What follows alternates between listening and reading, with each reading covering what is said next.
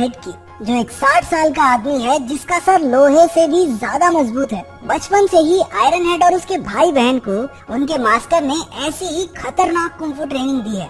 एक छोटी उम्र में ही आयरन हेड अपने सर से बिना दर्द महसूस किए ईंटें तोड़ सकता था। उसका भाई आयरन क्रॉच, जिसे हम लोहे के गहनों वाला भी कह सकते हैं, उसने लोहे के डंडे से मार मार कर अपने शरीर के नाजुक इलाकों को पत्थर जैसा बना दिया। उनकी बहन रोर अपनी चीख से लोगों की जान तक ले सकती थी। उसकी हंसी सुनकर ही लोगों के कान के पर्दे फट जाते। वो रोज कम से कम 5 क्लास तोड़कर अपने गले की ट्रेनिंग किया करती। उन तीनों को बचपन में तो अपनी काबिलियत के लिए खूब वाहवाही मिली, लेकिन जैसे जैसे वो बूढ़े होते गए लोगों ने उनमें दिलचस्पी लेना बंद कर दिया। वो तीनों लगभग पूरी जिंदगी बेरोजगार ही रहे, जिससे अब आयरन हेड के सर पर लाखों का कर्ज हो चुका था। उसका सर लोहे की चोट तो सह सकता था, लेकिन कर्ज की नहीं। एक दिन लोन वसूलने वाले उसके घर आ धमके और घर का सारा सामान उठाकर ले गए। उनके लीडर ने आयरन हेड के पुराने सर्टिफिकेट्स देखकर एक फालतू सी चीज पर अपनी पूरी जिंदगी झोंक देने के लिए उसका मजाक उड़ाया। अब वो अपनी जिंदगी से परेशान हो चुका था और उसे बदलना चाहता था।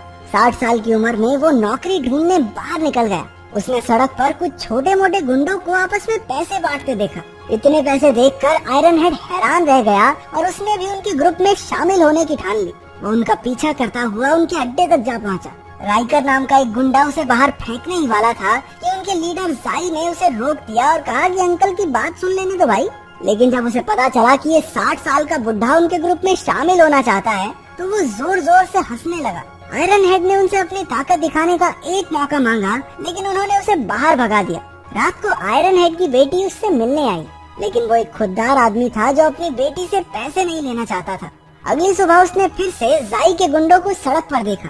वो जानबूझकर उनकी गाड़ी के सामने कूद गया। उन गुंडों ने उसे उठाया और पुलिस के लफड़े से बचने के लिए सीधा अपने अड्डे पर ले गए। उसका जज्बा देखकर आखिरकार जाई भी उसे एक मौका देने के लिए तैयार हो गया, लेकिन अपनी काबिलियत साबित करने के लिए आयरन हेड को एक जिद्दी आदमी से पैसे वसूल करने होंगे। वो इस चुनौती को स्वीकार करके उस आदमी को ढूंढने निकल गया। वो एक बड़ा बिजनेसमैन था जो अपने क्लाइंट के साथ एक रेस्टोरेंट में बैठा था। पहले तो आयरन हेड ने उसे आराम से पैसे वापस देने को कहा, लेकिन उस आदमी ने उसकी एक न सुनी। इसके बाद आयरन हेड ने उसके खाने में थूक दिया। गुस्से में बिजनेसमैन ने उसके सर पर कांच की एक बोतल दे मारी, लेकिन पीछे हटने की बजाय आयरन हेड ने अपने ही सर पर वैसी 10-12 बोतलें और फोड़ डाली। उस बूढ़े आदमी की हालत देखकर आसपास के लोग बिजनेसमैन को कोसने लगे। इस पर शर्मिंदा होकर उसने आयरन हेड को अपना क्रेडिट कार्ड ही पकड़ा दिया। इस मुश्किल काम को पूरा करने के लिए जाई ने खुश होकर उसे 30% कमीशन दे दिया। उसके राइट हैंड राइकर को आयरन हेड की इतनी वाहवाही होती देखकर जलन होने लगी। उसने आयरन हेड के खिलाफ जाई के कान भरने की भी कोशिश की, लेकिन कुछ नहीं हुआ। अपने इस तरीके से आयरन हेड ने एक ही महीने में मोटा पैसा कमा लिया और उसका घर नई नई चीजों से भर गया। लेकिन उसने अपने काम का पता अपने लोहे के गहनों वाले भाई रोर और अपने मास्टर को नहीं लगने दिया, क्योंकि वो कभी भी उसे गुंडागर्दी नहीं करने देंगे। एक दिन उसे बाव नाम के एक आदमी से पैसे वसूल करने थे। उसने हमेशा की तरह अपना सर फोड़ा और बाव ने प्रेशर में आकर उसे अपने सारे पैसे दे दिए। उसके पास सिर्फ 30,000 युआन ही थे। आयरन हेड यही पैसे जाई के पास लेकर आया, लेकिन उसकी तरक्की से चिढ़े हुए राइकर ने कहा कि उनका रूल है कि वो आधे से कम पैसे कभी नहीं लेते। बाव ने उन्हें 3 लाख युआन देने थे और आयरन हेड सिर्फ 30,000 लेकर आया था। इस बात पर राइकर उसकी बेइज्जती करने लगा। गुस्से में आकर आयरन हेड ने भी 3 दिन के अंदर अंदर पूरे पैसे वसूलने का वादा कर दिया और शर्त रखी गई कि अगर वो पैसे ना ला पाया तो उसे अपनी जेब से वो सारे पैसे लौटाने होंगे। रात को घर लौटते वक्त राइकर ने अपने आदमियों के साथ उस पर हमला कर दिया और बाव के लोन के कागज भी फाड़ डाले। अब आयरन हेड के लिए बाव से पैसे लेना और भी मुश्किल हो गया था। वो घर पहुंचा ही था कि एक आदमी वहां उसे अपने लोन के पैसे लौटाने आ गया। आयरन हेड पैसे लेकर बहुत खुश हुआ, लेकिन तभी उसकी बेटी अपने पुलिस ऑफिसर पति के साथ वहां आ गई। उन्हें लगा कि वो आदमी आयरन हेड से कर्ज के पैसे वसूलने आया था, इसलिए उन्होंने उसे पैसे देकर जल्दी से भगा दिया। क्योंकि आयरन हेड उन्हें अपने काम के बारे में नहीं बताना चाहता था, इसी चक्कर में पैसे उसके हाथ से निकल गए। इसके बाद उसका दामाद एक घर में चोरी की तहकीकात करने गया। वो घर बाव का ही था और असल में उसी ने अपनी माँ के इलाज के पैसे अपना कर्ज चुकाने के लिए चुराए थे। उसने सबसे माफी मांगी और अपने परिवार से वादा किया कि आज के बाद ऐसा कुछ नहीं होगा। पुलिस वालों ने उनके परिवार की मदद के लिए कुछ पैसे दिए और वहाँ से चले गए। ये हमारे पुलिस वाले इतने अच्छे क्यों नहीं होते भाई? अगले दिन आयरन हेड फिर से बाव से पैसे वसूलने की कोशिश करने लगा। सड़क पर तमाशा हो गया और लोग बाव को गालियां देकर उसे पैसे वापस करने को कहने लगे। कोई रास्ता न दिखने पर बाव ने उसी की तरह खुद को ईंट से मारना शुरू कर दिया। उसके ऐसा करने पर आयरन हेड को उस पर तरस आ गया और उसके सर से निकलता खून साफ करके चुपचाप वहाँ से चला गया। वो सोचने लगा कि वो पैसे के लिए कितना नीचे गिर चुका है। हमने देखा कि जाई और राइकर ने दूर से ही उस पर नजर रखी हुई थी। अब जाई को भी उसकी काबिलियत पर शक होने लगा था और आग में घी डालने के लिए राइकर तो वहाँ था ही। फिर भी जाई ने शर्त के हिसाब से 3 दिन तक रुकने का फैसला किया। शाम के समय उसका मास्टर रोर और लोहे के गहनों वाले भैया के साथ आयरन हेड के घर में घुस गया। जल्द ही उन्हें पता चल गया कि वो इतना अमीर कैसे हुआ था। उन्हें घिन आ रही थी कि आयरन हेड ने ऐसे गलत काम के लिए अपनी ट्रेनिंग का इस्तेमाल किया है। जिस गैंग के लिए वो काम करता था वो गरीबों को बहुत ज्यादा ब्याज पर पैसे देकर उनकी मजबूरी का फायदा उठाती थी।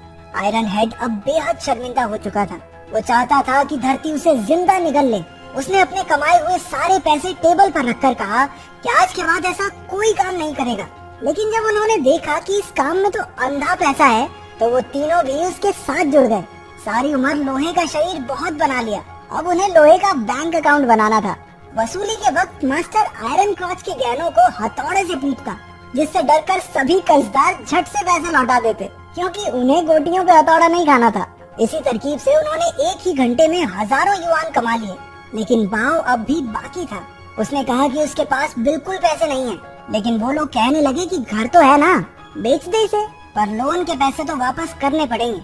इस सब के बावजूद भी जब वो नहीं माना तो रोर ने उसके घर के बाहर पैसे लौटा रहे हैं, पैसे दे, पैसे पैसे दे, पैसे, ऐसा कुछ बोलना शुरू कर दिया। वो 2 दिन तक बिना रुके बोलती रही और आखिरकार तंग आकर उन्होंने घर बेचने का फैसला लिया। इसके बाद हमारी वसूली टीम सारे पैसे लेकर जाई के अड्डे पर पहुंची। पैसे देखकर जाई ने राइकर की बुरी तरह बेइज्जती करके आयरन हेड को अपना खास आदमी बना लिया। अगले 1 महीने तक वो सब ऐसे ही पैसों की वसूली करते रहे। उनकी आयरन क्रॉच के गहनों पर हथौड़े पेलने वाली तरकीब जादू की तरह काम करती, जिसे देखकर सब डर के मारे पैसे लौटा देते थे। उन्होंने खूब पैसे कमाकर ऐश की जिंदगी जीनी शुरू कर दी। अब तो वो बाकी गुंडों को भी ट्रेनिंग देने लगे ताकि वो भी उनकी तरह वसूली कर सकें।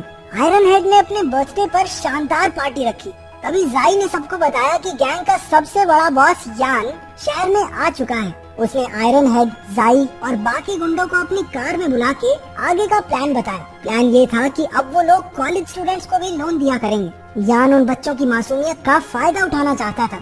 आयरन हेड को ये आइडिया बिल्कुल भी ठीक नहीं लगा, लेकिन वो बॉस के डर से चुप रहा।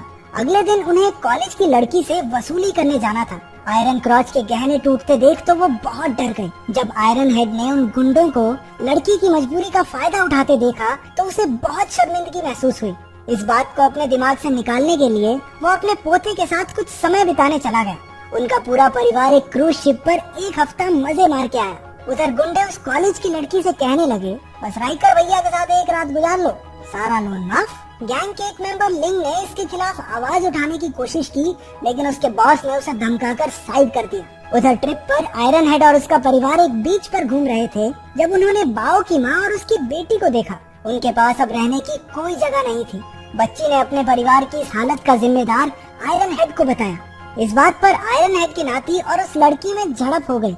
उसके नाती ने गुस्से में भरकर एक कांच की बोतल लड़की की तरफ घुमाई, लेकिन इससे पहले कि वो बोतल उस लड़की को लगती, आयरन हेड ने अपना सर बीच में अड़ा दिया। आज पहली बार उसके सर से खून आया था। उसे समझ आया कि वो कितना बुरा काम कर रहा था। उसने यान और जाई के इस काले धंधे को छोड़ने का फैसला लिया। अगली बार उसने यान से मिलकर अपना फैसला सुना दिया। आयरन हेड उसका सबसे बेहतरीन आदमी था, लेकिन उसके जाने पर यान ने कुछ नहीं कहा। इसके बाद आयरन हेड लिंग से मिला, जिसे उसने अपने नाती का ध्यान रखने को कहा था। पता चला कि यान के आदमी उसे पीटकर उसके पोते को किडनैप करके ले गए। यान आयरन हेड से बदला लेना चाहता था। गुस्से से भरा आयरन हेड अपने नाती के लिए सब कुछ दांव पर लगाने को तैयार था। उसने बाव की माँ को भी पैसे भेजे ताकि वो अपने लिए घर ले सके। इसके बाद आयरन हेड की टीम यान के अड्डे पर बंदूकें लेकर पहुंच गई। इतने सारे हथियार देखकर सभी गुंडों ने सरेंडर कर दिया, पर ऐन वक्त पर रोड ने गलती से ट्रिगर दबा दिया, जिससे पता चल गया कि वो सारी बंदूकें नकली थी। इसके बाद गुंडों ने उनकी टीम को बंदी बनाकर उन्हें एक जवान लड़की की अश्लील वीडियो बनाने को कहा। यान जानबूझकर घिनौने काम करवा के उन्हें अपनी ही नजरों में गिराना चाहता था। आयरन हेड ने कैमरा पकड़ने से साफ इनकार कर दिया, जिसके बाद एक गुंडे ने उसके सर पर बंदूक तान दी।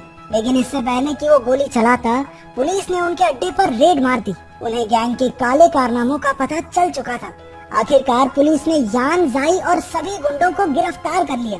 सारी लड़कियों को भी उनके चंगुल से आजाद करवाया गया। आयरन हेड भी इस काले धंधे को छोड़कर अपनी बेटी के पास रहने लगा। उसने आयरन क्रॉच, रोर और मास्टर के साथ मिलकर कसम खाई कि आज के बाद अपनी ताकत का गलत इस्तेमाल नहीं करेगा।